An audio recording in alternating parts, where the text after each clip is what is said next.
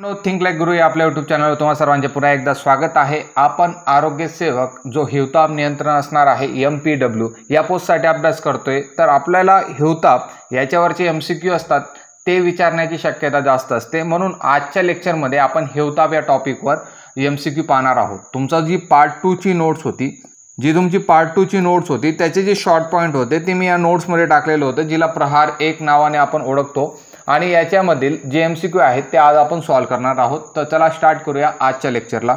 आजचा आपला पहिला MCQ असेल राष्ट्रीय मलेरिया नियंत्रण कार्यक्रमाची ज्याला NMEP आपण म्हणतो, सुरुवात भारतात कोणत्या वर्षी झाली? ऑप्शन ए आहे 1951, ऑप्शन बी आहे 1953, ऑप्शन सी आहे 1958 आणि ऑप्शन डी आहे 1965।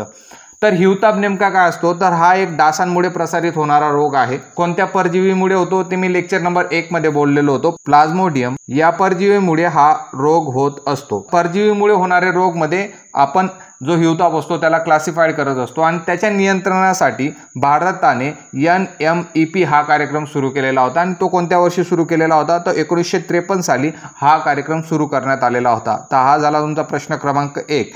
भारतात मलेरिया नियंत्रित करण्यासाठी केंद्र सरकारने 1953 मध्ये NMEP कार्यक्रम हा सुरू केलेला होता। तर मलेरियाचा आजचा आपला दुसरा प्रश्न आहे स्लाइड पॉझिटिव्हिटी रेट, ज्याला आपण SPR म्हणतो, त्याचा जो स्वीकार स्तर आहे कितीच्या खाली असावा? ऑप्शन ए आहे 2%, ऑप्शन बी आहे 5%, ऑप्शन सी आहे 1% आणि ऑप्शन डी आहे 10%। तुम्हाला समजायला पाहिजे की नेमका SPR काय असतो। SPR हा एक निर्देशांक आहे। याचा वापर करून काय करतो? एखाद्या पर्टिक्युलर भागामध्ये मलेरिया किती पसरलेला आहे किंवा पसरलेला नाही ते कॅल्क्युलेट करण्यासाठी आपण SPR हा वापरत असतो। समजा एखादं गाव आहे आणि या गावामध्ये टोटल 100 लोक आहेत, ओके, आणि या 100 लोकांची तुम्ही चाचणी घेतली, मलेरियाची जर तुम्ही चाचणी घेतली, त्याच्यापैकी 5 लोक हे मलेरियाच्या प्रभावाखाली आहेत आणि त्यांची चाचणी पॉझिटिव्ह आली, तर 5/100 याचं कॅल्क्युलेशन केलं तर 5% जो निघाला त्याला आपण SPR म्हणत असतो। म्हणजे त्या पर्टिक्युलर भागामध्ये मलेरियाचा जे प्रादुर्भाव आहे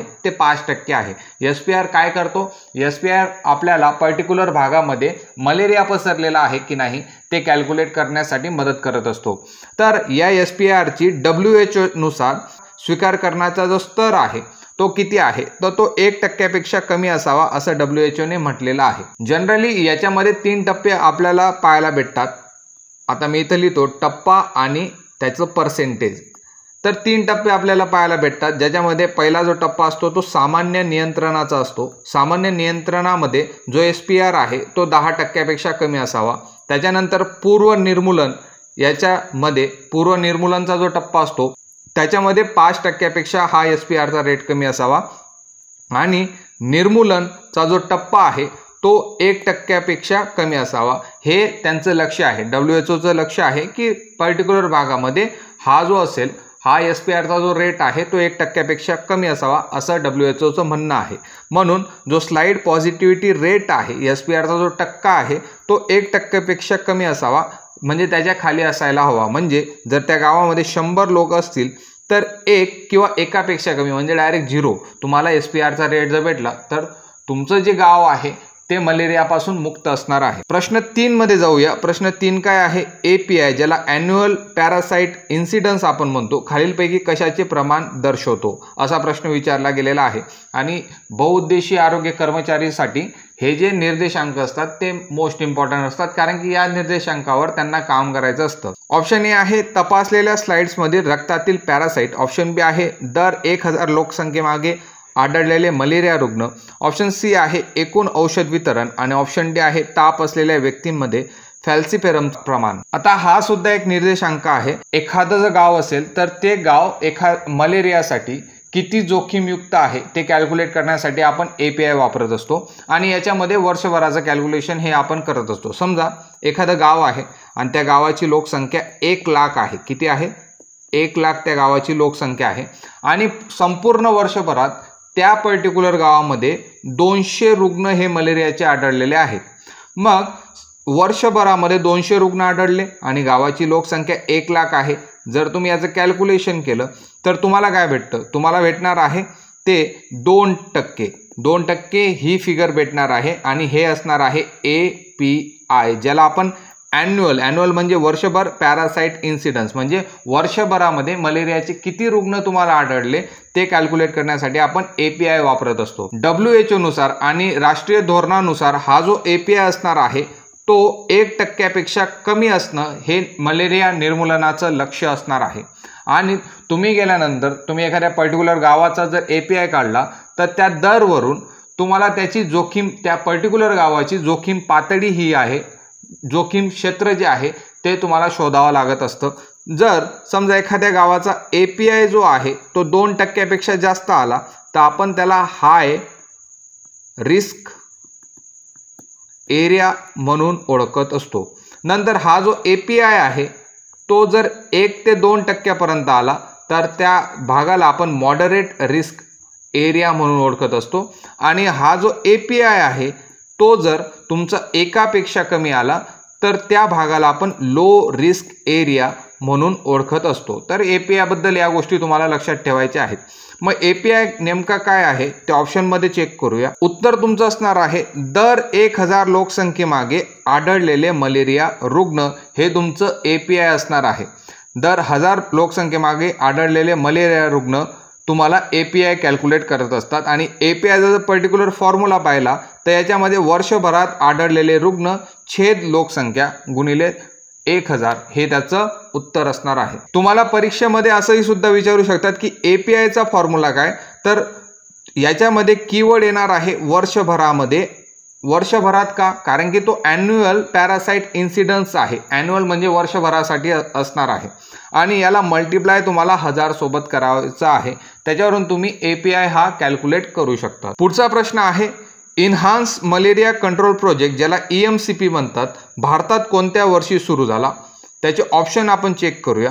ऑप्शन A आहे 1995, ऑप्शन B आहे 1997, ऑप्शन C आहे 2001 आणि ऑप्शन D आहे 1986. तर याचं जे उत्तर असणार आहे ते असणार आहे 1997 साली या कार्यक्रमाची सुरुवात झालेली होती. आणि याच्याबद्दल थोडीशी इन्फॉर्मेशन मी तुम्हाला सांगतो. या कार्यक्रमाची सुरुवात जी आहे ती 1997 मध्ये झाली. तसंच आता हा प्रोजेक्ट कोणाचा आहे तर भारत सरकार आणि वर्ल्ड बँक या दोघांच्या संयुक्त विद्यमानाने हा प्रोजेक्ट सुरू करण्यात आलेला होता 1997 मध्ये. आणि याचं कार्यक्षेत्र कोणतं असणार आहे तर जे क्षेत्र उच्च मलेरिया प्रवण क्षेत्र आहेत ज्याच्यामध्ये हाय API येणार आहे त्या क्षेत्राला कॉन्सन्ट्रेट करून हा प्रोजेक्ट राबवण्यात आलेला आहे. याचं मुख्य उद्दिष्ट काय होतं तर मलेरियाचे जे रुग्ण आहेत आणि त्याच्यापासून जे मृत्यू होणार आहेत ते कमी करणं हे याचं उद्दिष्ट असणार आहे. तो उत्तर तुमचं 1997 असेल. आणि हा जो प्रोग्राम होता जागतिक बँकेच्या साहाय्याने भारतात 1997 पासून EMCP जो होता तो सुरू करण्यात आलेला होता. जनरली हाय API कुठं आढळणार आहेत तर आदिवासी आणि दुर्गम भागातील जे लोक असतात ज्याच्यामध्ये सर्वात जास्त धोका असेल त्या लोकसंख्येवर विशेष लक्ष या प्रोग्राम थ्रू ठेवण्यात आलेलं होतं. आता या प्रोग्राममध्ये RDTचा वापर मोठ्या प्रमाणात करण्यात आलेला होता. RDT काय असतं ते एखादा प्रश्न जेव्हा येईल तेव्हा आपण RDT बद्दल डिस्कस करूया. पुढचा प्रश्न आहे कोणत्या मलेरिया प्रकारात मृत्यू दर जो आहे तो सर्वाधिक असतो. ऑप्शन A आहे प्लाझ्मोडियम विवॅक्स, ऑप्शन B आहे प्लाझ्मोडियम ओवेल, ऑप्शन C आहे प्लाझ्मोडियम मलेरिये आणि ऑप्शन D आहे प्लाझ्मोडियम फॅल्सिपरम. तर प्लाझ्मोडियम फॅल्सिपरम हे याचं उत्तर असणार आहे. याच्याबद्दल आपण आधी सुद्धा डिस्कस केलेलं होतं पहिल्या लेक्चरमध्ये. तर या पर्टिक्युलर टाईपचा जो मलेरिया असतो त्याच्यामध्ये मृत्यूदर जो आहे तो सर्वाधिक असणार आहे. तर याचा प्रॉब्लेम मी तुम्हाला सांगतो. हा जो प्लाझ्मोडियम फॅल्सिपेरम आहे ना तो काय करतो माहिती का, आपल्या ज्या RBC असतात त्या RBC मध्ये प्रवेश करतो आणि RBCला डॅमेज करून टाकतो. आणि डॅमेज केल्यामुळे आपले जे ऑर्गन्स आहेत अदर आपले जो हृदय आहे नंतर मेंदू आहेत तर याला जो रक्त पुरवठा असतो त्याला ब्लॉकेज करून टाकतो. त्याच्यामुळे काय होतं मेंदूवर परिणाम होतो, झटके तुम्हाला लागू शकतात, बेशुद्ध होऊ शकतो, कोम्यामध्ये जाऊ शकतो. नंतर RBCचा अतिप्रमाणात जर नाश झाला तर ॲनिमिया नावाचा रोग आपल्याला होतो. असे वेगवेगळे कॉम्प्लिकेशन या प्लाझ्मोडियम फॅल्सिपेरममुळे होणार आहेत. ज्या संक्रमित RBC त्याने केलेले आहेत ते काय करतात ते आपल्या रक्तवाहिन्या ज्या असतात त्याच्या भिंतींना अशा चिपकून बसतात आणि भिंतींना चिपकून बसल्यामुळे रक्तप्रवाहाला अडचण येतो आणि त्याचा जो परिणाम आहे तो ब्लॉकेजच्या स्वरूपात येतो आणि ब्लॉकेज कशामध्ये होतं, मेंदू, मूत्रपिंड आणि हृदय इत्यादींवर तो परिणाम करणार आहे। तर या पद्धतीने हा जो फॅल्सीपेरम आहे तर फॅल्सीपेरममुळे मृत्यूचा जो रेट असतो तो मोठ्या प्रमाणावर होत असतो। 6वा प्रश्न पाहूया, MPO ज्याला मॉडिफाईड प्लॅन ऑफ ऑपरेशन भारतात कोणत्या वर्षी राबवण्यात आला होता? ऑप्शन ए आहे 1985, ऑप्शन बी आहे 1977, ऑप्शन सी आहे 1988 आणि ऑप्शन डी आहे 1980। तर या टाईपमध्ये तुम्हाला प्रश्न विचारलेला आहे, उत्तर याचं 1977 असणार आहे। तर MPO नेमका काय आहे त्याबद्दल थोडी इन्फॉर्मेशन घेऊया। तर तुमच्या मनात प्रश्न असेल की MPO नेमकं काय आहे, ज्याला आपण मॉडिफाईड प्लॅन ऑफ ऑपरेशन म्हणतो आणि हा का आणला गेलेला होता? याच्या आधी भारतामध्ये मूळ एक मलेरिया निर्मूलन कार्यक्रम होता ज्याला आपण NMEP असं म्हणून ओळखत असतो आणि हा 1953 साली आलेला होता, जसं आपण MCQ नंबर 1 मध्ये बोललो। आता हा NMEP हा सक्सेसफुल होतच होता, परंतु काय झालं 1960 मध्ये मलेरियाचे जे रुग्ण होते ते अचानक वाढणं सुरुवात झाली। त्याच्यानंतर दुसरी गोष्ट झाली की लोकसंख्या जी होती ती सुद्धा वाढायला सुरुवात झालेली होती, लोकसंख्येचं जे प्रमाण होतं ते वाढतच गेलं। नंतर या लोकसंख्येसाठी आणि इतके मलेरिया रुग्णांसाठी निधी आणि मनुष्यबळाची कमतरता भासू लागली, म्हणून भारत सरकारने काय केलं, NMEP जो होता तो प्रभावित राहिला नाही। मग भारत सरकारने काय केलं, जो तुमचा मलेरिया निर्मूलन कार्यक्रम होता त्याच्यासोबत मॉडिफाईड प्लॅन ऑफ ऑपरेशन 1977 पासून राबवणं सुरुवात केलेलं होतं। तर याच्यामध्ये नेमकं काय होतं, तर याचा मुख्य उद्दिष्ट काय होतं, मलेरियाचे जे रुग्ण आणि मृत्यू आहेत ते कमी करणं हे MPOचं मुख्य उद्दिष्ट होतं। याच्यात मोस्ट इम्पॉर्टंट गोष्ट जी होती, आपण NMEP मध्ये काय करत होतो, मलेरियाचं निर्मूलन करत होतो। काय करत होतो आपण, निर्मूलन म्हणजे समूळ त्याला नष्ट करण्याचा प्रयत्न करत होतो, परंतु आपल्या लक्षात आलं की निर्मूलन समूळ शक्य नाही, आपण मलेरियाचं नियंत्रण करूया आणि MPOच्या अंडरमध्ये आपण मोठ्या प्रमाणात नियंत्रण करणं स्टार्ट केलेलं होतं। नंतर त्यांनी जे एरिया होते या MPOच्या दरम्यान जे एरिया होते त्याचे 3 कॅटेगरीज केलेल्या होत्या, कॅटेगरी 1, कॅटेगरी 2 आणि कॅटेगरी 3 अशा पद्धतीने एरिया जे होते ते डिवाइड केलेले होते। आणि हे एरिया कोणत्या बेसिसवर डिवाइड केलेले होते, तर एरिया हे APIच्या बेसिसवर डिवाइड केलेले होते। समजा एखाद्या एरियाचा API जर 2 पेक्षा कमी असेल तर आपण त्याला कॅटेगरी नंबर 1 मध्ये टाकायचो, जर एखाद्या एरिया API 2 ते 5च्या दरम्यान असेल तर आपण त्याला कॅटेगरी 2 मध्ये टाकायचो आणि एखाद्या एरियाचा API हा 5 पेक्षा जर जास्त असेल तर आपण त्याला कॅटेगरी 3 मध्ये टाकत होतो। याच्यामध्ये काय करायचं, मोठ्या प्रमाणात आरोग्य सेवक भरले गेलेले होते आणि या आरोग्य सेवकांना वेळोवेळी पूर्ण गावामध्ये किंवा पूर्ण सिटीमध्ये फवारणी करणं अत्यावश्यक करण्यात आलेलं होतं। दुसरी गोष्ट, घराघरात त्यांना भेट देणं गरजेचं होतं, तापाच्या रुग्णांची स्लाइड तपासणी करणं गरजेचं होतं आणि त्वरित उपचार हे सर्व MPOच्या माध्यमातून करणं गरजेचं होतं। नंतर याच MPO मध्ये जे आरोग्य कर्मचारी होते त्यांना प्रशिक्षण देणं आणि प्राथमिक आरोग्य केंद्रांना काहीतरी जबाबदाऱ्या वाटण्यात आलेल्या होत्या। मग या MPO मधून आपल्याला जे आउटपुट भेटलं होतं ते भेटलं होतं भारतामध्ये मलेरियाच्या धोरणामध्ये कंट्रोल हाच केंद्रबिंदू असणार आहे। निर्मूलन तुम्ही पूर्ण पद्धतीने करू शकत नाही, परंतु नियंत्रण मोठ्या प्रमाणात करू शकतात। हे MPOचं सक्सेस आपल्याला पाहायला भेटलेलं होतं। पुढच्या प्रश्नाकडे जाऊया, जो आपला प्रश्न क्रमांक 7 आहे। प्रश्न क्रमांक 7 मध्ये आरोग्य विभाग स्लाइड फॅल्सीपेरम रेट कशासाठी वापरतो? आरोग्य विभाग जो आहे तो स्लाइड फॅल्सीपेरम रेट कशासाठी वापरतो असा प्रश्न आहे। ऑप्शन ए आहे रुग्णालयातील मृत्यू मापनासाठी, ऑप्शन बी आहे मलेरिया औषध वितरणासाठी, ऑप्शन सी आहे फॅल्सीपेरम प्रकारचा प्रमाण तपासण्यासाठी आणि ऑप्शन डी आहे डासांचे प्रमाण मोजण्यासाठी। तर या प्रश्नाचं जे उत्तर असणार आहे ते ऑप्शन सी असेल। फॅल्सीपेरम प्रकारचा जो ताप आहे त्याचं प्रमाण मोजण्यासाठी आपण FSR हा रेट वापरत असतो। FSRचं सूत्र काय आहे, प्लाझ्मोडियम फॅल्सीपेरम स्लाइड्स छेद एकूण स्लाइड्स गुणिले 1000। तर हे याचं सूत्र असणार आहे, जास्त काही इम्पॉर्टंट नाही, तुम्हाला ऑप्शनमधूनच समजून जातं की फॅल्सीपेरम प्रकारचा जो ताप असेल त्याला मोजण्यासाठी आपण FSR ही स्केल वापरत असतो। समजा एखाद्या एरियामध्ये तुम्ही टेस्ट करायला गेले आणि तुम्ही 1000 टेस्ट केलेले आहेत आणि या 1000 टेस्टमध्ये फॅल्सीपेरमचा ज्या पॉझिटिव्ह स्लाइड असतील त्या समजा 40 आलेल्या असतील, तुमचा जो फॅल्सिफेरमचा रेट असेल तो कसा येणार आहे, तर हे 2 शून्य गेले, नंतर हे 2 शून्य गेले, तर 4% तुमचा FSR हा येणार आहे आणि या पद्धतीने तुम्ही FSR हा कॅल्क्युलेट करत असतात. पुढच्या प्रश्नाकडे जाऊया. प्रश्न क्रमांक 8 आपण पाहूया. प्रेग्नेन्सीच्या कोणत्या टप्प्यात क्लोरोक्विनची जी गोळी आहे ती टाळली पाहिजे? ऑप्शन ए आहे तिसऱ्या तिमाहीत, ऑप्शन बी आहे दुसऱ्या तिमाहीत, ऑप्शन सी आहे पहिल्या तिमाहीत आणि ऑप्शन डी आहे प्रसूतीच्या वेळेस. तर ॲक्च्युअलमध्ये या प्रश्नाबद्दल जर बोलायचं झालं तर क्लोरोक्विनची जी गोळी असते ती गर्भवती स्त्रीसाठी कोणत्याही स्टेपमध्ये सुरक्षित असणार आहे. परंतु काय होतं, क्लोरोक्विनमध्ये अजून एक असतो, तो असतो प्रायमाक्विन. तो काय असणार आहे, प्रायमाक्विनसुद्धा ह्यूटॉपसाठी आपण वापरत असतो. तर प्रायमाक्विनची जी गोळी असते ती पहिल्या ट्रायमिस्टर म्हणजे पहिल्या तिमाहीमध्ये ती गोळी आपण देत नाही. पुस्तकात जरी दिलेलं आहे की क्लोरोक्विनची गोळी असते ती पहिल्या तिमाहीत देत नाही, परंतु एक लक्षात ठेवायचं की क्लोरोक्विनची गोळी तुम्ही गर्भवती स्त्रीला देऊ शकता, ती सेफ आहे.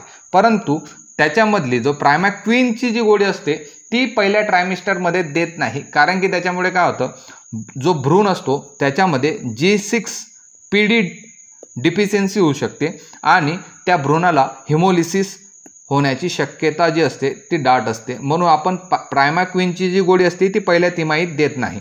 परंतु पुस्तकात दिले असल्यामुळे आपण हा प्रश्न टाकलेला होता आणि पहिल्या तिमाहीत याचं उत्तर येणार होतं.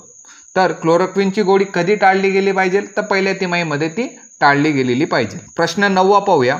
ॲक्टिव्ह सर्व्हिलन्स पद्धतीत काय केले जाते? ऑप्शन ए आहे केवळ रुग्णालयातील रेकॉर्ड तपासले जातात, ऑप्शन बी आहे औषध वाटप केंद्रावर नोंद ठेवली जाते, ऑप्शन सी आहे घरोघरी जाऊन तपासणी केली जाते आणि ऑप्शन डी आहे औषधांचा साठा जो आहे तो तपासला जातो. तर याचं उत्तर येणार आहे ऑप्शन सी, घरोघरी जाऊन तपासणी केली जाते. तर मलेरियाचा अभ्यास करताना एक गोष्ट लक्षात ठेवा, मलेरियामध्ये मोठ्या प्रमाणात सर्व्हिलन्सचा जो पार्ट असतो तो येतो असतो आणि MPWला सर्व्हिलन्सच्या कामाशी जास्त रिलेट करावं लागतं. तर याच्यामध्ये सर्व्हिलन्स म्हणजे नेमकं काय असतं, जो रोग आहे त्याचा शोध घेणं, त्या रोगाला नोंदवणं, त्याचं विश्लेषण करणं आणि त्याच्यानुसार त्याच्यावर उपाययोजना करणं, हे सर्व जी प्रोसेस असते त्याला आपण सर्व्हिलन्स असं म्हणत असतो. सिंपल गोष्ट आहे. आता मलेरियाचं जे नियंत्रण आहे ते सर्व्हिलन्सवर डिपेंडंट नसतं. आपण आधीच बोललो की MPOमध्ये तुम्हाला नियंत्रण करायचं आहे आणि नियंत्रण कशा पद्धतीने होतं, तर त्याच्यासाठी सर्व्हिलन्स लागत असतं आणि MPWचं मेन काम जे असेल ते सर्व्हिलन्सचं असेल. तर सर्व्हिलन्सच्या वेगवेगळ्या पद्धती असतात. पहिली जी पद्धत असते त्याला म्हटलं जातं ॲक्टिव्ह सर्व्हिलन्स, जो आत्ता आपला MCQ आहे. तर ॲक्टिव्ह सर्व्हिलन्समध्ये काय होतो, आरोग्य कर्मचारी जो असेल म्हणजे तुमचा जो MPW जे पोस्ट असणार आहे ती घरोघरी जाणार आहे आणि घरोघरी जे तापाचे रुग्ण आहेत त्यांना शोधणार आहेत. त्यांच्या रक्ताची स्लाइड्स म्हणजे ब्लडचा सॅम्पल ते घेतात आणि त्याच्यानुसार निदान आणि उपचार केलं जातं. समजा एखादा आदिवासी भाग आहे, तर आदिवासी भागामध्ये काय होतं, आरोग्य सेविका जे असतात त्या आठवड्यातून एकदा घरोघरी जाऊन तापाचे रुग्ण शोधतात आणि त्यांच्या स्लाइड्स या घेत असतात. याला म्हटलं जातं ॲक्टिव्ह सर्व्हिलन्स. काय म्हटलं जातं, ॲक्टिव्ह सर्व्हिलन्स. त्याच्यानंतर दुसरा जो असतो त्याला म्हटलं जातं पॅसिव्ह सर्व्हिलन्स. काय आहे, पॅसिव्ह सर्व्हिलन्स जो असणार आहे त्याच्यात काय होतं, जो तापाचा रुग्ण आहे, एखाद्या व्यक्तीला ताप झाला तर तो स्वतः आरोग्य केंद्रामध्ये येणार आहे.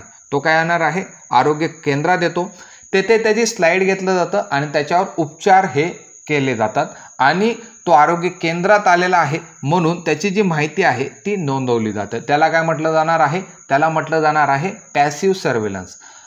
तर गावामध्ये आपल्याला माहिती आहे की प्राथमिक आरोग्य केंद्र असतात आणि प्राथमिक आरोग्य केंद्र जे असणार आहे तिथं लोक येतात आणि त्यांची माहिती जी आहे, जर त्याला ताप झाला असेल तर त्यांची माहिती ही मलेरिया रजिस्टरमध्ये नोंदवली जात असते. तर या गोष्टीला म्हटलं जातं पॅसिव्ह सर्व्हिलन्स. पुढची जी पद्धत आहे तिला म्हटलं जाईल सेंटिनल सर्व्हिलन्स. तर सेंटिनल सर्व्हिलन्समध्ये काय असतं, काही निवडक आरोग्य संस्था असतात त्याच्यामध्ये नियमित तपासणी ही केली जात असते.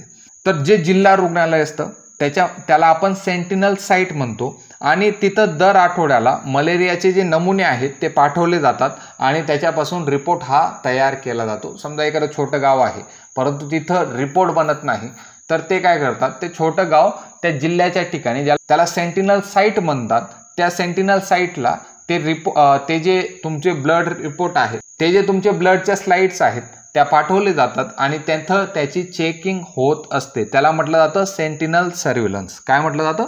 Sentinel surveillance. नंतर चौथा जो पार्ट असतो त्याला म्हटलं जातं रॅपिड सर्व्हिलन्स. तर रॅपिड सर्व्हिलन्समध्ये काय असतं, समजा एखादं गाव आहे आणि त्या गावामध्ये अचानक तापाचे खूप रुग्ण आढळले, तर तिथं काय करतो आपण, तात्काळ टीम पाठवतो. ती टीम काय करते, त्यांचे सर्वांचे नमुने घेते, स्लाइड्स घेते आणि पूर्ण गावामध्ये कीटकनाशक हे फवारणी करत असते. तर त्याला म्हटलं जातं रॅपिड सर्व्हिलन्स. आता इथं प्रश्न विचारलेला आहे ॲक्टिव्ह सर्व्हिलन्स पद्धतीत काय केले जातं. ऑप्शन ए आहे केवळ रुग्णालयीन रेकॉर्ड तपासले जातात. ऑप्शन बी होतं औषध वाटप केंद्रावर नोंद घेतली जाते. ऑप्शन सी आहे घरोघरी जाऊन तपासणी केली जाते. तर तुमचं उत्तर जे असणार आहे ऑप्शन सी असेल, घरोघरी जाऊन तपासणी ही केली जात असते. प्रश्न 10वा पाहूया. मलेरिया नियंत्रणासाठी फोकल स्प्रे किती वेळा केला जातो. आता फोकल स्प्रे काय असतो, समजा एक घर आहे आणि या घरामध्ये एक मलेरियाचा रुग्ण आढळला, तर आरोग्य कर्मचारी जे असतात ते काय करतात, त्याच्या घरामध्ये प्रॉपर पद्धतीने कीटकनाशक जे असतं ते फवारणी करतात. नंतर त्या घराच्या आजूबाजूला 8 ते 10 घरं असतील, तर या 8 ते 10 घरामध्ये सुद्धा आरोग्यसेवक हा फवारणी करत असतो. जिथं जिथं त्याला मलेरियाचे रुग्ण आढळले आहेत तिथं सर्व ठिकाणी तो काय करतो, कीटकनाशकांची फवारणी हा करत असतो. तर याला म्हटलं जातं फोकल स्प्रे. आणि हा किती वेळेस करतो, तर तो 2 वेळेस करणार आहे 10 दिवसाच्या अंतराने. काही बुक्समध्ये हे 10 दिवसाच्या अंतराने न लिहिता 1 महिना किंवा 4 आठवडे लिहिलेलं आहे. तर दोघी उत्तरं बरोबर असतील. तुम्ही एक्स्ट्रा इन्फॉर्मेशनसाठी ही जी माहिती मी देतोय ती नोट करू शकतात. तर कधी कधी 1 महिना सुद्धा असतो, कधी कधी 10 दिवस म्हणतात, कधी कधी 4 आठवडे म्हणतात. तर सर्व उत्तर तुमचे बरोबर येणार आहेत. ओके. तर 2 वेळेस का फवारणी करतात, तर पहिल्या फवारणीमध्ये ना काही प्रमाणात डास हे मरत असतात, परंतु जे डासांची अंडी आहेत किंवा अलार्वा आहेत ते जिवंत राहतात. मग आपण काय करतो, दुसऱ्या फवारणीमध्ये जे उरलेले डास असतात आणि त्यांचे जे पिल्लं असतात त्यांना आपण दुसऱ्या फवारणीमध्ये नष्ट करतो. म्हणून 2 वेळेस फवारणी करणं गरजेचं आहे. असं नाही की एकचदा तुम्ही फवारणी केली आणि सर्व डास मेले, असं होणार नाही. तर 2 वेळेस फवारणी करणं हे गरजेचं असणार आहे. याच्यामुळे जे रोग प्रसाराचं जे चक्र असतं ते तोडलं जात असतं. तर फोकस स्प्रे किती वेळा केला जातो, तर 2 वेळेस हा केला जात असतो. प्रश्न 11वा पाहूया. मलेरियासाठी पॅसिव्ह सर्व्हिलन्स या पद्धतीमध्ये खालीलपैकी कोणते काम केले जाते. ऑप्शन ए आहे रुग्ण घरी जाऊन तपासले जातात. ऑप्शन बी आहे फक्त ताप असलेल्यांनाच उपचार देतात. ऑप्शन सी आहे हॉस्पिटलमध्ये आलेल्या तापाच्या रुग्णांची नोंद घेतात. आणि ऑप्शन डी आहे घरोघरी औषध वितरण करते. मी पॅसिव्ह सर्व्हिलन्स आत्ता शिकवलं त्याच्यामध्ये हॉस्पिटलमध्ये आलेल्या तापाच्या रुग्णांची नोंद घेणं हे तुमच्या पॅसिव्ह सर्व्हिलन्समध्ये केलं जातं. मलेरिया रजिस्टर असतं ज्याच्यामध्ये तुम्ही ती नोंद घेत असता. 12व्या प्रश्नाकडे जाऊया. 12व्या प्रश्नामध्ये स्लाइड पॉझिटिव्हिटी रेट SPR अधिक असल्याचे मुख्य कारण कोणते असते. ऑप्शन ए आहे दरवर्षी होणारी फवारणी. ऑप्शन बी आहे रक्त नमुना तपासणीचे प्रमाण कमी. ऑप्शन सी आहे DDT फवारणीचे परिणाम. आणि ऑप्शन डी आहे समुदाय सहभाग वाढवणे. तर याचं उत्तर येणार आहे रक्त नमुना तपासणीचे प्रमाण कमी. SPR मध्ये काय होतं, आपण स्लाइड ज्या होत्या, आपण काय होतो किती स्लाइड आपण चेक केल्या आणि त्याच्यापैकी किती पॉझिटिव्ह आल्या याचा रेशो हा SPR मध्ये तपासला जात होता. समजा एखादं गाव आहे, त्या गावामध्ये तुम्ही 100 स्लाइड तपासल्या आणि तुमचा एक रुग्ण हा पॉझिटिव्ह आला, तर तुमचा SPR हा 1 होत होता. किती होत होता, 1 होत होता. परंतु तुम्ही स्लाइड कमी चेक केल्या, म्हणजेच तुम्ही 50 स्लाइड चेक केल्या आणि त्याच्यापैकी एक रुग्ण तुमचा पॉझिटिव्ह आला, तर हा जो पर्सेंट आहे तो 2% पर्यंत तुम्हाला पाहायला भेटतो. किंवा तुम्ही 10 स्लाइड चेक केल्या आणि त्याच्यापैकी एकच जो रुग्ण होता तो पॉझिटिव्ह आला, तर परत SPR जो आहे तो 10% तुम्हाला पाहायला भेटतो. याचं मेन कारण काय आहे, तर SPR अधिक कशामुळे होतोय, तुम्ही कमी प्रमाणात स्लाइड जे आहेत ते चेक करत आहेत, हे याच्यावरून दिसतंय. म्हणून उत्तर जे येणार आहे रक्त नमुना तपासणीचं प्रमाण कमी, म्हणजेच तुमचा SPR जो आहे तो वाढलेला तुम्हाला दिसत आहे. पुढच्या प्रश्नामध्ये फॅल्सिपेरम मलेरियासाठी निर्धारित औषध योजना कोणती आहे. ऑप्शन ए आहे क्लोरोक्विन आणि प्रिमाक्विन. ऑप्शन बी आहे ACT. ऑप्शन सी आहे DDT आणि अर्टेसुनेट. आणि ऑप्शन डी आहे सल्फोडॉक्साइन आणि अमिडिओक्विन. तर फॅल्सिपेरम मलेरियासाठी आपण जो वापरत असतो तो ACT वापरत असणार आहे. अर्टेमिनिझन कॉम्बिनेशन थेरपी आपण त्याला म्हणत असतो. तर ही जी थेरपी आहे ती WHO ने प्रमाणित केलेली आहे. तर फॅल्सिफेरमसाठी आपण ACT वापरणार आहोत, ही गोष्ट तुम्हाला लक्षात ठेवायची आहे. प्रश्न क्रमांक 14 जो दिलेला आहे, इन्हान्स मलेरिया कंट्रोल प्रोजेक्ट अंतर्गत कोणत्या राज्यांना बॉर्डर मलेरिया योजना राबवण्यात आली? तर याचा ऑप्शन ए आहे महाराष्ट्र, गोवा, कर्नाटक. ऑप्शन बी आहे गुजरात, छत्तीसगड, ओडिसा. ऑप्शन सी आहे आसाम, नागालँड, मिझोरम. आणि ऑप्शन डी आहे उत्तर प्रदेश, बिहार, मध्य प्रदेश. तर याचं उत्तर येणार आहे आसाम, नागालँड, मिझोरम. टोटल 16 राज्यांमध्ये ही जी बॉर्डर मलेरिया कंट्रोल योजना होती ती राबवण्यात आलेली होती. याच्यामध्ये जे मेन राज्य होते आसाम, नागालँड आणि मिझोरम असतील. तर 1999 मध्ये बॉर्डर मलेरिया कंट्रोल योजना जी होती पूर्वोत्तर सीमावर्ती राज्यांमध्ये ती राबवली गेलेली होती. ॲक्च्युअलमध्ये हा जो प्रोग्राम होता तो 1997 पासून स्टार्ट केलेला होता, परंतु पूर्वोत्तर जे सीमावर्ती राज्य होते ते 1999 पासून राबवण्यात आलेले होते. आणि याचा जो मुख्य उद्देश होता, 2 राज्यांमधले जे सीमा असतात त्यांच्यामध्ये आदिवासी भाग असेल, जंगलाचा भाग असेल किंवा सीमाच्या आजूबाजू मलेरियाचा जो प्रादुर्भाव आहे तो मोठ्या प्रमाणात पसरत होता, त्याच्यामुळे बॉर्डर मलेरिया कंट्रोल ही योजना जी होती ती राबवण्यात आलेली होती. आता प्रश्न 15 पाहूया. मलेरियावर नियंत्रणासाठी वापरण्यात येणाऱ्या लार्विसाइड फिशचे नाव काय आहे, असा प्रश्न विचारलेला आहे. ऑप्शन ए आहे ॲनोफिलिस, ऑप्शन बी आहे गॅम्बुसिया, ऑप्शन सी आहे प्लाझ्मोडियम आणि ऑप्शन डी आहे एडिस. ॲनोफिलिस हा डास आहे, तर मलेरिया नियंत्रण अजिबात करणार नाही. प्लाझ्मोडियम हा परजीवी आहे आणि त्याच्यामुळेच मलेरिया तुमचा होते, तर हे तुमचं उत्तर नसेल. एडिस सुद्धा डास आहे, तर हे सुद्धा तुमचं उत्तर नसेल. तर गॅम्बुसिया हा लार्विसाइड फिशचं त्याचं नाव असणार आहे गॅम्बुसिया. आणि गॅम्बुसिया काय करतं, तर ही मच्छर अळ्या खाणारी मासळी आहे. म्हणजे मच्छरांचे जे अंडे असतात आणि त्याचे जे अळ्या असतात ते खाणारी ही एक प्रकारची मासोळी आहे आणि ती जलस्रोतामध्ये मोठ्या प्रमाणात सोडली जाते. जर समजा हे पाणी आहे आणि याच्यामध्ये जर तुमचे मलेरियाचे डास जे असतील ते बसत असतील, तर त्या पाण्यामध्ये तुम्ही ही गॅम्बुसिया जी मासे असते, ज्याला आपण गप्पी मासे म्हणतो, तर या माशांना सोडलं जातं आणि ते काय करतात, मलेरियाचे जे डास असतात त्यांच्या अळ्या आणि ते अंडे जे आहेत ते खाऊन घेतात. आणि गप्पी मासे मलेरियाचं जे कंट्रोल आहे ते नियंत्रणासाठी वापरत असतात. आता आपण प्रश्न क्रमांक 16 पाहूया. रॅडिकल ट्रीटमेंटमध्ये खालीलपैकी कोणती औषधे दिली जातात? तर एक गोष्ट तुम्हाला लक्षात ठेवायची आहे, जो मलेरिया असतो त्याची ट्रीटमेंट करण्यासाठी 2 टप्पे वापरले जातात. पहिला जो टप्पा असतो तो ब्लडचा टप्पा असतो, त्याला म्हटलं जाईल ब्लड स्टेज ट्रीटमेंट. आणि याच्यामध्ये काय असतो, आपल्या रक्तामध्ये जो मलेरियाचा पॅरासाइट असतो त्याला नष्ट केला जातो आणि त्याच्यासाठी आपण क्लोरोक्विनची जी गोळी आहे ती वापरत असतो. नंतर पुढची जी ट्रीटमेंट असते त्याला म्हटलं जातं रॅडिकल ट्रीटमेंट. आणि हा जो दुसरा टप्पा असतो त्याच्यात काय केलं जातं, आपल्या यकृतामध्ये जो हिडन पॅरासाइट असेल त्याला नष्ट केलं जातं. ते कशाद्वारे होणार आहे, तर ते रॅडिकल ट्रीटमेंटच्या द्वारे होणार आहे. तर रॅडिकल ट्रीटमेंट नेमकी का घेतली जाते, मलेरियाचा पूर्ण नायनाट करण्यासाठी आपण रॅडिकल ट्रीटमेंट ही घेत असतो. सिंपलची गोष्ट आहे. आता ब्लड स्टेजमध्ये जी औषधे आपण वापरणार आहोत ती म्हणजे क्लोरोक्विन. आणि जी तुमची रॅडिकल ट्रीटमेंटची औषधे आहेत तिच्यामध्ये आपण प्रिमॅक्विन ही गोळी वापरणार आहोत. तर याचं उत्तर येणार आहे बी.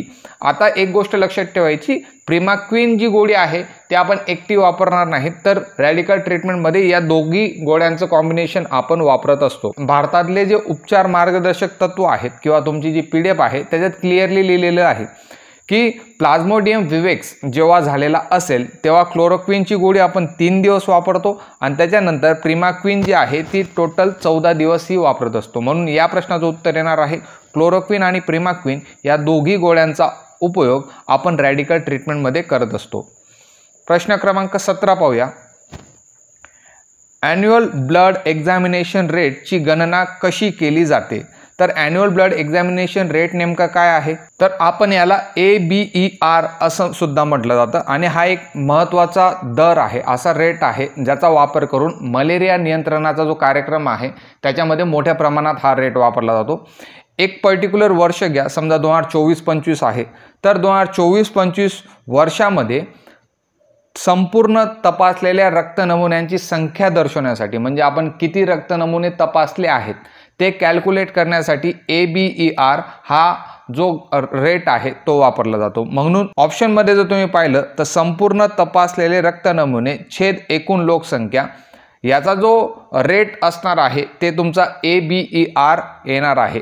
आता भारतामध्ये national vector borne disease control programme, ज्याला आपण N फॉर नॅशनल होतो, V फॉर वेक्टर होतो, B फॉर बॉर्न होतो, डी फॉर डिसीज होतो, सी फॉर कंट्रोल होतो आणि पी फॉर प्रोग्राम होतो. तर या कार्यक्रमाअंतर्गत ABERचा जो रेट आहे तो 10% कमी असणं गरजेचं आहे. म्हणजेच दरवर्षी एखादं पर्टिक्युलर शहर आहे त्या किंवा एखादा पर्टिक्युलर देश आहे आणि त्या देशाची जर लोकसंख्या 10,000 असेल तर या 10,000च्या 10% आपण रक्त नमुने चेक केले पाहिजे असं त्याच्यामध्ये दिलं गेलेलं आहे. ABER रेट 10%पेक्षा जास्त पाहिजे, म्हणजे 10%पेक्षा जास्त लोकांचा रक्त नमुने तुम्ही चेक करत आहात असं त्याचं ध्येय असणार आहे. तर याचा वापर काय केला जातो, तर मलेरियाचे रुग्ण आहेत त्यांना वेळेत निदान करणं गरजेचं आहे. तर त्याच्यासाठी आपण ABER जो रेट आहे तो वापरत असतो. जनरली तुम्हाला जर प्रश्न विचारला तर फॉर्म्युल्यावर प्रश्न विचारला जाईल की संपूर्ण तपासलेले रक्त नमुने अपॉन एकूण लोकसंख्या गुणिले 100 हा जो येणार आहे तो ABERचा रेट येणार आहे. पुढच्या प्रश्नाकडे जाऊया. IPT ज्याला इंटरमिटंट प्रिव्हेंटिव्ह थेरपी कोणाला दिले जाते? ऑप्शन ए आहे नवजात बालकांसाठी, ऑप्शन बी आहे किशोरवयीन मुलांसाठी, ऑप्शन सी आहे गर्भवती महिलांसाठी आणि ऑप्शन डी आहे वृद्ध व्यक्तींसाठी. तर इंटरमिटंट प्रिव्हेंटिव्ह थेरपी जी आहे ती गर्भवती महिलांसाठी दिली जाते. सिंपलचा प्रश्न होता, पुस्तकात दिलेला आहे. IPT जी इंटरमिटंट प्रिव्हेंटिव्ह थेरपी आहे तिच्याबद्दल थोडीशी इन्फॉर्मेशन घेऊया.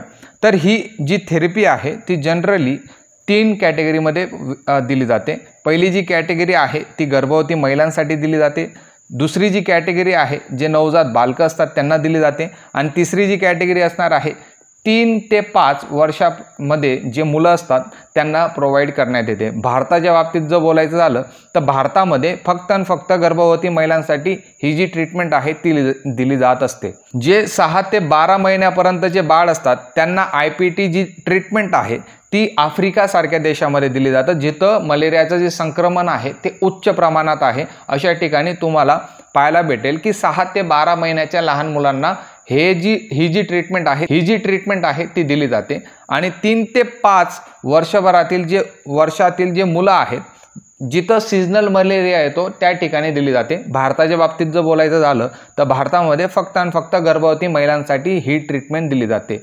तर ही ट्रीटमेंट का दिली जाते? गर्भवती महिलांना मलेरियापासून संरक्षण देण्यासाठी आपण ही ट्रीटमेंट देत असतो. त्याच्यामध्ये सल्फॅक्डॉक्सिन जो आहे तो मोठ्या प्रमाणात वापरण्यात येतो. दुसऱ्या तिमाहीपासून म्हणजे 14 आठवड्यानंतर ही जी ट्रीटमेंट असते त्याची सुरुवात केली जाते. किती आठवड्यानंतर? 14 आठवड्यानंतर या ट्रीटमेंटची सुरुवात केली जाते आणि त्याच्यानंतर प्रत्येक महिन्याला 1 डोस हा देण्यात येतो. आणि किती डोस टोटल देण्यात येतात? तर किमान 3 डोस हा देण्यात येतो आणि जास्तीत जास्त आपण किमान म्हणजे कमीत कमी आपण 3 डोस देतो आणि जास्तीत जास्त आपण 5 डोस हे देणार आहोत. याचं लक्ष्य काय आहे? तर याचं लक्ष्य आहे जी माता आहे तिला मलेरिया होण्यापासून टाळणं हे याचं पहिलं लक्ष्य आहे. दुसरं लक्ष्य आहे की माताच्या गर्भात असणारा जो बाळ आहे त्याचं वजन नीट वाढणं आणि जर मातेला मलेरिया झाला तर गर्भातील बालकांमध्ये जी गुंतागुंत निर्माण होते तिला रेड्यूस करणं हे जी IPT आहे म्हणजे इंटरमिटंट प्रिव्हेंटिव्ह थेरपी आहे तिचं मेजर लक्ष असणार आहे. 20व्या प्रश्नाकडे जाऊया. 20व्या प्रश्नात काय दिलेलं आहे? Modified plan of operation MPO मधील सुधारणा काय होती? तर जनरली आपण याच्याबद्दल डिस्कशन केलेलं आहे. ऑप्शन ए आहे फॅल्सिपेरमवर लक्ष, ऑप्शन बी आहे लसीकरण, ऑप्शन सी आहे फक्त शहरी योजना आणि ऑप्शन डी आहे डास निर्मूलन थांबवणं. तर MPO जी होती 1977ची योजना आहे आणि त्याच्यामध्ये फॅल्सिपेरम प्रकारचे वाढते धोका लक्षात घेऊन उपाययोजना सुधारण्यात आल्या होत्या आणि MPO बद्दल आपण ऑलरेडी डिस्कशन केलेलं आहे. आता आपण 21वा प्रश्न पाहूया. मलेरिया नियंत्रणासाठी फॉगिंगची वेळ काय असते? जनरली तुम्हाला फॉगिंग म्हणजे काय ते नेमकं माहीत हवं. तर धुराच्या स्वरूपात जे आपण कीटकनाशक फवारतो ज्याचा वापर करून जे प्रौढ डास असतात ते नष्ट केले जातात त्याला म्हटलं जातं फॉगिंग. जनरली तुम्ही पाहिलं असेल की जी नगरपालिका आहे, नगर परिषद आहे किंवा ग्रामपंचायत सुद्धा धूरचा वापर करून कीटकनाशक हे गावभर फवारत असतात तर त्याला म्हटलं जातं फॉगिंग. आणि त्याच्या 2 ज्या वेळी आहेत भारतामध्ये त्या 2 वेळी असतात ते म्हणजे सकाळी 5:30 वाजेपासून 7:30 वाजेपर्यंत हा पहिला वेळ असतो आणि दुसरा जो वेळ असतो तो संध्याकाळी 6 ते 8 म्हणजे याच्यामध्ये तुम्ही प्लस मायनस अर्धा पाऊण तास वरती खाली करू शकतात. आता ऑप्शनमध्ये जर तुम्ही पाहिलं इथं दिलेलं आहे सकाळी 10 ते 12, जनरली या टाईमपासून भरपूर दूर आहे म्हणून हे ऑप्शन तुमचं कट झालं. रात्री 1 वाजता, तर जो डास आहे तो रात्री इतका ॲक्टिव्ह नसतो म्हणून हे सुद्धा ऑप्शन कट झालं.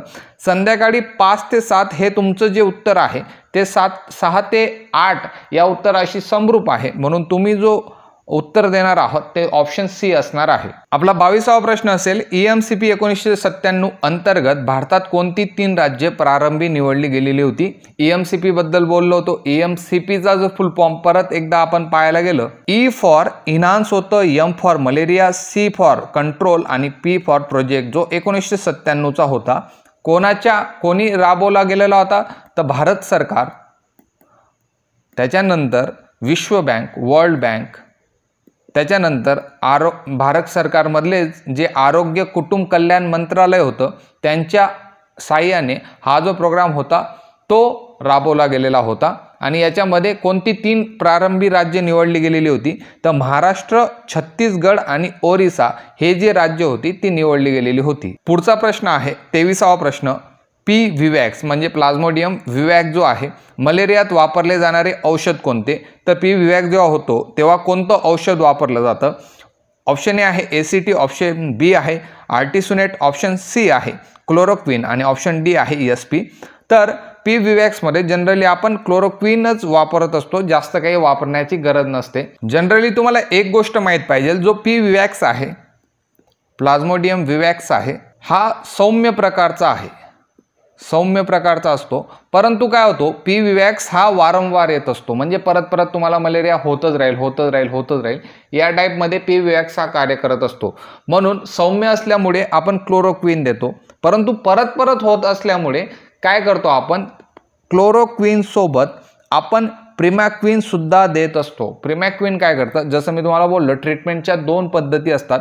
सर्वात आधी आपण काय करतो, रक्तातली पॅरासाइट नष्ट करतो, त्याच्यानंतर जो यकृत आहे त्याच्यामध्ये जो हिडन पॅरासाइट आहे त्याला नष्ट करतो. रक्तातील पॅरासाइट नष्ट करण्यासाठी आपण क्लोरोक्विन वापरणार आहोत आणि यकृतातील पॅरासाइट नष्ट करण्यासाठी आपण प्रिमॅक्विन हे औषध वापरणार आहोत.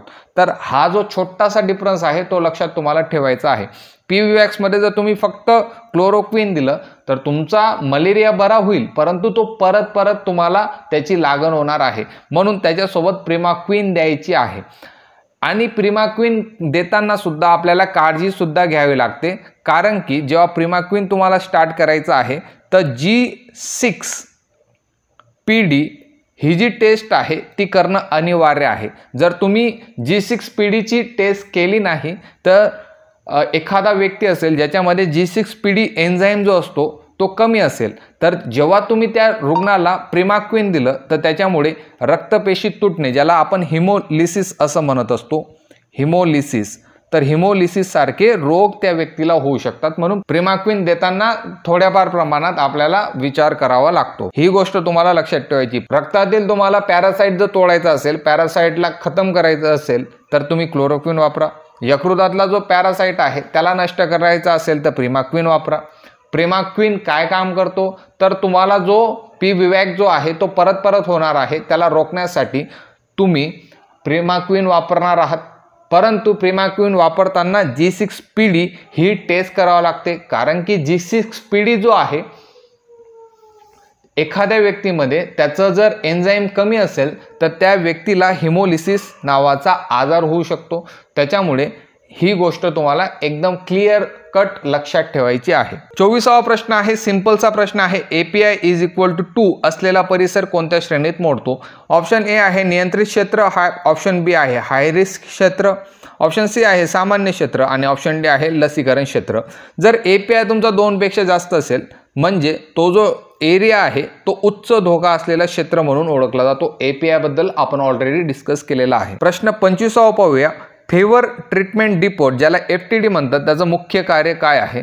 ऑप्शन पाहून घेऊया. ऑप्शन ए आहे ताप मोजणं, ऑप्शन बी आहे औषध साठवणं, ऑप्शन सी आहे तापाच्या रुग्णांना औषध देणं आणि ऑप्शन डी आहे रिपोर्ट तयार करणं. एक गोष्ट लक्षात ठेवायची, एखादं गाव आहे, ओके, आणि या गावामध्ये जो भरपूर व्यक्ती राहतात, मोठ्या प्रमाणात व्यक्ती ह्या राहतात आणि या व्यक्तींना जो ताप येतो तर या तापाचं प्राथमिक निदान आणि उपचार मिळवण्यासाठी आपण FTD ज्याला आपण म्हणतो ट्रीटमेंट डेपोट, ज्याला आपण म्हणतो फिवर ट्रीटमेंट डेपोट, ज्याला FTD म्हटलेलं आहे. म्हणजे पर्टिक्युलर गावामध्ये तापाचं जे प्राथमिक निदान आहे आणि उपचार आहे ते मिळवण्यासाठी तयार केलेलं जे स्थानिक केंद्र आहे त्याला आपण FTD म्हणतो. तर तापाच्या रुग्णांना औषध देणं हे त्याचं मुख्य काम असणार आहे. सिंपलची गोष्ट आहे. प्रश्न क्रमांक 36 कडे जाऊया. राष्ट्रीय मलेरिया नियंत्रण कार्यक्रम, ज्याला NMEP 1958 आपण म्हणतो, कोणत्या कारणामुळे तो बदलण्यात आला? ऑप्शन ए आहे औषधांचा अभाव, ऑप्शन बी आहे फॅल्सिपेरम वाढ, ऑप्शन सी आहे MDR रुग्ण वाढ आणि ऑप्शन डी आहे NMEPचे उद्दिष्ट साध्य झाले नाही. तर याच्या आधी जो कार्यक्रम होता तो निर्मूलन कार्यक्रम होता आणि त्या निर्मूलन कार्यक्रमाला आपण चेंज करून नियंत्रण करण्यात आलेला होता, कारण की त्याच्यामध्ये NMEPचं जे उद्दिष्ट आहे ते साध्य झालेलं नव्हतं. हे वरच्या आपण एका प्रश्नामध्ये पाहिलेलं आहे. क्वेश्चन 37 पाहूया. मलेरियाच्या रॅडिकल ट्रीटमेंटमध्ये प्रिमाक्विन दिले जात नसल्यास काय धोका असतो? ऑप्शन ए आहे पुनर्संक्रमण वाढतो, ऑप्शन बी आहे SPR कमी होतो, ऑप्शन सी आहे ACT प्रभावी राहत नाही, ऑप्शन डी आहे API थांबवतो. तर याच्या आधी आपण प्रश्नामध्ये डिस्कस केलेला आहे, प्रिमाक्विन जर दिलं नाही तर मलेरिया परत येणार आहे, म्हणजे पुन्हा संक्रमण होणार आहे. तर उत्तर येणार आहे पुनर्संक्रमण वाढतं. प्रश्न क्रमांक 38 पाहूया. ज्या भागात स्लाइड पॉझिटिव्हिटी रेट, ज्याला SPR म्हणतो, 5% अधिक आहे त्या भागात काय करणे आवश्यक आहे? ऑप्शन ए आहे औषध वाटप थांबवणं, ऑप्शन बी आहे सर्व्हिलन्स कमी करणं, ऑप्शन सी आहे IRS वाढवणं, ऑप्शन डी आहे लार्विसाइडिंग बंद करणं. आता या प्रश्नावरून तुम्हाला एक गोष्ट लक्षात ठेवायची आहे, जो तुमचा स्लाइड पॉझिटिव्हिटी रेट आहे तो जर तुमचा 5% जास्त झाला तर निष्कर्ष काय निघतो, आणि तुम्ही आरोग्य सेवक आहात तर तुम्हाला काय गोष्टी समजायला पाहिजे. तर पर्टिक्युलर एरियामध्ये जर SPR 5% जास्त असेल तर या एरियामध्ये पहिली गोष्ट आहे डास जे आहेत त्यांची संख्या जास्त असणार आहे. दुसरी गोष्ट आहे या पूर्ण एरियामध्ये मलेरियाचा प्रकोप वाढलेला आहे. आणि तिसरी गोष्ट असणार आहे रुग्ण वेळेवर तपासले जात नाहीत किंवा नियंत्रण जे केलं जात आहे आपल्याकडून त्याचे उपाय हे अपुरे आहेत. या 3 गोष्टी तुम्हाला समजायला पाहिजे. पहिली गोष्ट काय होतं, डासांची संख्या वाढलेली आहे. दुसरी गोष्ट आहे या भागात मलेरियाचा प्रकोप वाढलेला आहे. आणि तिसरी गोष्ट आहे रुग्ण वेळेवर तपासले जात नाहीत. मग जेव्हा SPR जास्त असतो तेव्हा आपले सारखे जे आरोग्य सेवक असतात एक मेथड वापरत असतात, तिला म्हटलं जातं IRS. IRS काय आहे? I म्हणजे इंडोअर होतं, R म्हणजे रेसिड्युअल होतं आणि S म्हणजे स्प्रे होतो. इंडोअर रेसिड्युअल स्प्रे याचा अर्थ काय आहे? घरामध्ये डास मारण्यासाठी 2 वेळा फवारणी करणं गरजेचं आहे. ओके, घरामध्ये जे डास असतात त्यांना मारण्यासाठी घरामध्ये 2 वेळेस फवारणी करणं गरजेचं आहे. याच्या आधी आपण डिस्कस केलेलं होतं, सर्वात आधी प्रौढ डास मरतात, त्याच्यानंतर त्याची जी अंडी आहेत ते अंडी सुद्धा दुसऱ्या फवारणीमध्ये मारले जातात, तिला म्हटलं जातं इंडोअर रेसिड्युअल स्प्रे. ओके, दुसरी गोष्ट आपण काय करतो, फॉगिंग करत असतो. फॉगिंगबद्दल मी आत्ता डिस्कस केलं. आणि तिसरी जी गोष्ट आहे ती म्हणजे लार्विसाइडिंग. लार्विसाइडिंगमध्ये काय करतो, डासांच्या ज्या अळ्या असतात त्याला आपण नष्ट करतो आणि त्याच्यासाठी आपण कीटकनाशक वापरत असतो. ऑप्शन जर डी तुम्ही पाहिला, लार्विसाइडिंग बंद करणं. स्लाइड पॉझिटिव्ह रेट जो आहे तो ऑलरेडी 5% जास्त आहे, तर आपण लार्विसाइडिंग बंद करत नाही तर मोठ्या प्रमाणात करत असतो. म्हणजे हे जे ऑप्शन आहे ते कट झालं. IRS वाढवणं तुमचं राईट उत्तर येणार होतं. IRS आपल्याला वाढवावं लागणार आहे. आणि फॉगिंगची जी प्रोसेस आहे ती सुद्धा आपल्याला वाढवावी लागणार आहे. 39व्या प्रश्नाकडे जाऊया. मलेरिया नियंत्रणासाठी निर्धारित फोकल स्प्रे किती दिवसाच्या अंतराने दिला जातो? जनरली आता हा जो प्रश्न होता तो रिपीट झाला आहे, 10 दिवसाच्या अंतराने दिला जातो. प्रश्न क्रमांक 40 जो आहे, ABER ची स्वीकारार्ह मर्यादा किती आहे? तर आता मी बोललो ABR चा जो रेट आहे तो आपल्या इथं मान्यता अशी आहे की तो 10% जास्त पाहिजे. 10% जर कमी असेल तर याचा अर्थ असतो की तपासणीचा जो प्रयत्न आहे ते कमी झाल्याचे सूचित होते. म्हणजे एखाद्या एरियामध्ये 10% कमी ABR तुम्हाला भेटत असेल तर आपण तपासणी कमी करीत आहोत, हे त्याचं द्योतक असणार आहे. प्रश्न क्रमांक 41 मध्ये 2007 मध्ये सुरू झालेल्या सुधारित मलेरिया उपचार धोरणात काय बदल केला गेला? ऑप्शन ए आहे फॉगिंग बंद, ऑप्शन बी आहे ACT लागू, ऑप्शन सी आहे विवॅक्स बंद आणि ऑप्शन डी आहे DDT वाढवला. तर 2007 मध्ये भारत सरकारने फॅल्सिपेरमसाठी ACT उपचार अधिकृतपणे स्वीकारला गेलेला होता आणि याच्याबद्दल आपण डिस्कस केलेला आहे. पुढचा जो प्रश्न आहे, ड्रग रेजिस्टन्स वाढल्यात कोणत्या निदान पद्धती अधिक प्रभावी ठरतात. तर या प्रश्नामध्ये तुम्हाला ड्रग रेजिस्टन्स म्हणजे नेमकं काय असेल ते समजणं महत्त्वाचं आहे. समजा जेव्हा मलेरियाचा जो परजीवी आहे ज्याला आपण प्लाझ्मोडियम म्हणतो, वापरलेल्या औषधांना तो प्रतिसाद देत नसेल किंवा औषध हे प्रभावी ठरत नसेल, तर आपण म्हणतो की पर्टिक्युलर केस जी आहे ती ड्रग रेजिस्टन्सची आहे. म्हणजे तुम्ही औषध कितीही द्या त्या रुग्णाला बरं वाटणार नाही. समजा एखाद्या व्यक्तीला प्लाझ्मोडियम फॅल्सिपेरम झालेला आहे आणि तुम्ही क्लोरोक्विनचं औषध देत आहात, बरा होत नाही, तर त्याला म्हटलं झालं क्लोरोक्विन रेजिस्टन्स असं त्याला म्हटलं जातं. मग आपण काय करतो, औषधांचे धोरणं बदलवतो. म्हणजे एका जागेवर दुसरं औषध, क्लोरोक्विनच्या जागेवर आपण ACT ट्रीटमेंट वापरत असतो, नंतर SP रेजिस्टन्सच्या जागेवर ACT प्लस दुसरी एखादी जोड वापरत असतो. या टाईपचा जे प्रयोग असतात ते आपण करत असतो. म्हणून निदान शोधण्यासाठी आपण मायक्रोस्कोपी आणि RDT हे दोन्ही करत असतो. म्हणजे याचं उत्तर जे आहे ते ऑप्शन सी असणार आहे. मायक्रोस्कोपी काय करतो, रक्ताचा नमुना घेतला जातो आणि बारीक स्लाइडवर ठेवून मायक्रोस्कोपने त्याचं ऑब्झर्वेशन करून तुम्हाला मलेरिया शोधावा लागतो. RDT मध्ये काय होतं, तर रॅपिड डायग्नोसिस टेस्ट, आपण रॅपिड डायग्नोसिस टेस्ट त्याला RDT म्हणत असतो. म्हणजे आपण मायक्रोस्कोपीचा सुद्धा वापर करतो आणि RDTचा सुद्धा वापर करत आहोत निदान शोधण्यासाठी. कोणती निदान पद्धत विचारलेली आहे म्हणून निदान शोधण्यासाठी आपण ते वापरत असतो. सिंपलचा प्रश्न होता प्रश्न क्रमांक 43, जी मी टेस्ट नंबर 6 मध्ये सुद्धा टाकलेला होता. मलेरियाचे रोगप्रतिकारक टप्पे कोणते. मलेरियामध्ये शिवरिंग होते, स्वेटिंग होते आणि त्याच्यानंतर रिकव्हरी होते आणि हा जो टप्पा आहे तो परत परत येत असतो. प्रश्न क्रमांक 46 आहे, गंभीर फॅल्सिपेरम संसर्गामध्ये प्रामुख्याने कोणती उपचार पद्धती वापरतात. आता हा अशी कंडिशन येते जेव्हा तुम्हाला मलेरिया झालेला असेल आणि त्या मलेरियामध्ये तुम्हाला एकदम डेंजर लक्षणं दिसत असतील, जसं कोमा झाला, अतिताप झाला, किडनी फेल होणं, रक्ताची कमतरता, झटके यासारखे जर तुम्हाला गंभीर लक्षणं तुम्हाला दिसत असतील तर त्यावेळेस आपण IV अर्टिसुनेट ही जी पद्धत आहे ती वापरत असतो. ऑप्शन बी याचं उत्तर येणार आहे. आणि IV अर्टिसुनेट ही शिरामार्फत दिली जाते, नसाद्वारे ती IV जी आहे ती चढवली जात असते. आता जर तुम्ही ANM GNMची जी तयारी करत असतील तर तुम्हाला ही प्रोसेस माहिती हवी. त्याला काय केलं जातं, हे ANM GNM साठी इन्फॉर्मेशन देतो, पावडर स्वरूपात ती तुम्हाला भेटते.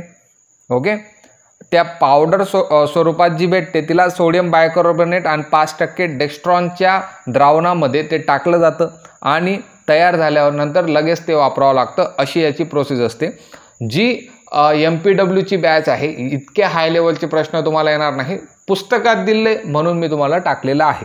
तर IV अर्टिसुनेट जी गंभीर स्वरूपाचा जो तुमचा फॅल्सिपेरम झाला असेल तर तेव्हा IV अर्टिसुनेट तुम्ही वापरत असतात. 47वा प्रश्न आहे, पॅसिव्ह सर्व्हिलन्स मधून जे रुग्ण सापडतात त्यांचा पुढील उपाय कोणता. पॅसिव्ह सर्व्हिलन्स बद्दल आपण ऑलरेडी डिस्कस केलेला आहे. फक्त रिपोर्ट तयार करणं, 14 दिवसांचं फॉलोअप, औषध योजना, त्यांना हॉस्पिटलाइज करणं आणि विवेक तपासणी. तर सिंपलचा प्रश्न होता, पॅसिव्ह सर्व्हिलन्समध्ये काय करतात, 14 दिवसांची फॉलोअप औषध योजना ही वापरली जाते. प्रश्न क्रमांक 48 आहे, गंभीर मलेरियात न्यूरोलॉजिकल लक्षणे आढळल्यास ते कोणत्या प्रकाराशी संबंधित आहेत. विवॅक्स, फॅल्सिपेरम, ओवेल आणि मलेरिया. मी 46 प्रश्नामध्ये सुद्धा बोललो की फॅल्सिपेरम जर झालं आणि मोठ्या प्रमाणात जर तुम्हाला कॉम्प्लिकेशन येतात तर याचं उत्तर तुमचं फॅल्सिपेरमच येणार आहे. खतरनाक जो आहे तो फॅल्सिपेरमच आहे. विवॅक्स जो आहे तो सौम्य आहे पण रिपीट येत असतो. सौम्य आहे परंतु रिपीट पद्धतीने विवॅक्स येत असतो. आणि जो खतरनाक आहे, गंभीर शब्द जेव्हा आला तेव्हा तुम्ही फॅल्सिपेरम हे उत्तर देऊ शकतात. प्रश्न क्रमांक 49 पाहूया. फिवर ट्रीटमेंट डिपोट FTD मध्ये कोणती सुविधा उपलब्ध असते. फिवर ट्रीटमेंट डिपोट बद्दल आपण बोललो की एखादं गाव आहे त्याच्यामध्ये ताप तपासण्यासाठी तुम्हाला जे केंद्र असेल, तापाचं औषध देण्यासाठी जे केंद्र असेल ते FTD असणार आहे. तर याचं उत्तर औषधांचा त्वरित पुरवठा हे याचं उत्तर असणार आहे. काय सुविधा असेल, तर ताप झाला तर तुम्हाला लगेच औषध देण्याची जी सुविधा असेल ती FTD मध्ये असेल. सिंपलची गोष्ट आहे. प्रश्न क्रमांक 50 मध्ये मॉडिफाईड प्लॅन ऑफ ऑपरेशनच्या सुरुवातीस मलेरियाची रुग्णांची संख्या किती होती. स्टार्टिंग जेव्हा केलेलं होतं तेव्हा मलेरियाची रुग्णसंख्या होती 64 लाखांपर्यंत होणार होती. पुस्तकामध्ये ऑलरेडी प्रोव्हाइड केलं गेलेलं आहे. तर अशा पद्धतीने आपण 50 प्रश्न कंप्लीट केलेले आहेत आणि लेक्चर जास्त मोठं होईल म्हणून मी 50च क्वेश्चन हे घेत आहोत. आणि टेस्ट जी 7 आहे त्याच्यामधलं करंट अफेअर पुढच्या लेक्चरमध्ये आपण घेऊन येऊ.